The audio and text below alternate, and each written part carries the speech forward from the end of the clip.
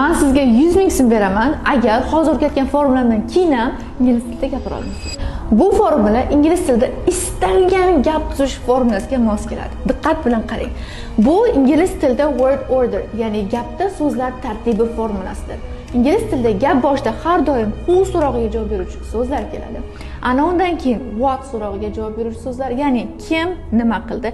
So'ngra how so'rog'iga javob beruvchi so'zlar, kim nimani qay tarzda bajardi. Va gap oxirida where, when, location va time ni anglatuvchi so'zlar keladi. Masalan, he played football, u nima qildi? Futbol o'ynadi. Professionally, how? In his team, in his favorite team, where, last year, when. Bo'ldi.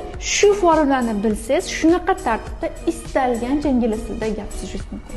Ko'proq misollarni videoni pastidagi izohda o'qishingiz mumkin. Ingliz tilini mana shunaqa oson usullar bilan o'rganaman desangiz, English platform o'quv markazimizda offline kurslarda qatnashing.